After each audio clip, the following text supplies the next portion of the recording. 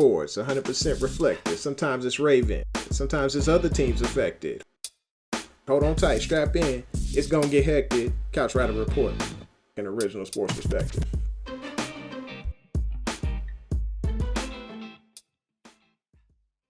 Welcome back to the home of original sports perspective, from our couch to yours.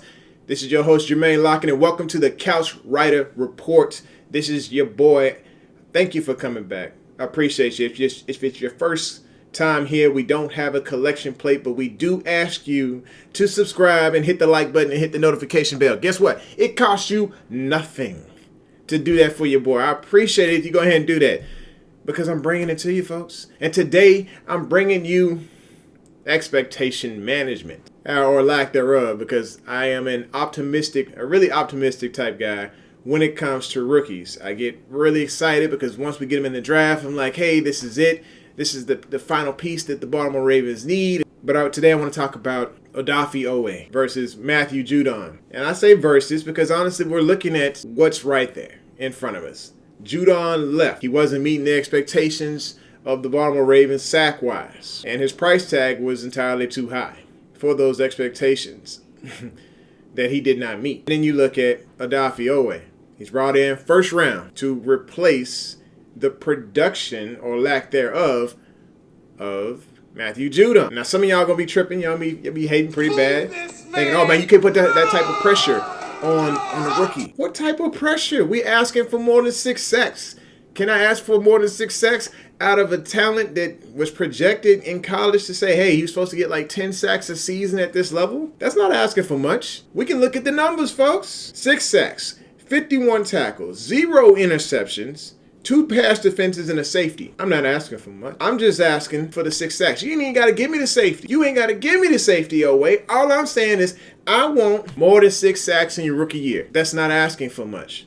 Heck, Pat Queen came out and gave us 3, and he didn't do much in his college experience because he wasn't the starter but for a few games. What's he do? Comes out, has 2 forced fumbles. One of them, he actually had a fumble recovery for a touchdown, had a thunderous hit on his old quarterback, Joe Burrow, and that was a light-up game. I mean, the dude killed it in fantasy points because I had him on defense in fantasy that day. Didn't have that much experience, but like I said, he still had those 3 sacks, still had 106 tackles, had an interception in his rookie year. If Odafe Oweh comes through and gives us anywhere near that type of production, and yes, I know it's 2 different positions, but I am saying what we're expecting, or what Ravens fans want, or even the defensive coordinator could expect out of Odafe. Sure, he didn't have any sacks in 2020. He only had 7 career sacks altogether. 7. One year he had 2, one year he had 5, and then in 2020 he had none. Maybe that had something to do with COVID. I don't know. What I do know is when you look at the 2 of them, they have some similarities, they have some differences. Judon,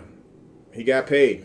He's with the Pats now. The man's getting $14 million a year. Does he deserve it? In my opinion, no, because he always takes on tight end. And that's when he would get his wins, is against tight ends or against when they were sending more than 5 on the blitz. So he beats the tight ends primarily. He gets pressure due to the scheme blitzes. That's his thing. His numbers may be inflated due to the system. So those 6 sacks may be inflated due to the system that he was in Baltimore. Judon, the thing about I did like about Judon was he had decent recovery after he was being chipped. You could see that, okay, if he got chipped by the tight end on his way to the QB, he was able to keep his footing and still have good pursuit after the quarterback. He was a solid 3-4 coverage outside linebacker. But Wink said it himself. It don't matter who's in the box, because he's going to send the whole house. He's sending the whole sink, and he just wants his DBs to be able to cover to defend that pass. And then there's Odafe Oweh. I mean, let's take a look at him. 6'5". 257 pounds. Runs a 4.36. Yes, sir. He had a 6.8 cone drill as far as the 3-cone drill. Like I said, no sacks in 2020. This is a guy who wins with athleticism. Of course, some of the things against him, he has to get a little bit more bend. He needs to get lower so he can get that leverage underneath. And, I mean, he's got decent hand skills. And we saw during practice this week, he's got a lot of burst. So we're hoping to see that first step come off and him use that burst. We want to see more of the pass rushing moves out of his portfolio, because it looks like he's got the power rush down. He really has that down, but we want to see just a couple more moves. We've seen how he excels during stunts, but we need to just see a little bit more of the pass moves in his portfolio, and that's hopefully what Baltimore is working with him on. Good thing about him versus Judon is Judon was all about getting to the quarterback, not necessarily disciplining himself to use his awareness to help stop the run. Odafe Oweh has the ability to use that awareness to read the read option very well. He breaks down in front of the defenders to stop the run or chooses to go after the quarterback, but you'll see him pause just for a second to use that ability to peep the scene and make a decision, and then he's after. Honestly, when I look at Sack Daddy, or Pressure Cooker is what y'all like to call him, Jaden Ferguson, I see some similarities there because they both like to bull rush. I need them to both actually get after the quarterback using a different plethora of moves if they can develop those along the way. So there you have it, folks. You have two players. One's a rookie, one is no longer with the team, and they're both explosive when it comes to getting to the quarterback and creating pressure, but they both have some things to work on. One's no longer with the team, making $14 million.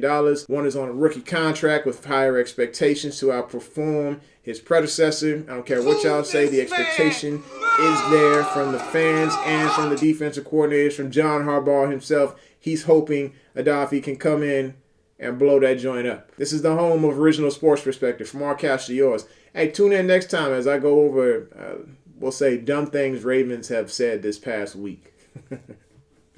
I figured I'd turn it into its own little segment because y'all wild. Y'all are wild. And so it's not even just dumb stuff. It's just kind of like y'all are truly, y'all got some stuff going on. You know, it's a lot of drugs out there. Don't do them. Some of y'all might have taken that leap already. It's a little bit too late. This is the home of Original Sports Perspective. From our couch to yours. This is the Couch Rider Report. This is your boy Jermaine Lockett. Make sure you hit that like button, hit that subscribe, and smack that bell so you know when I'm coming, baby. Hold on tight, strap in. It's gonna get hectic. Couch Rider Report, an Original Sports Perspective.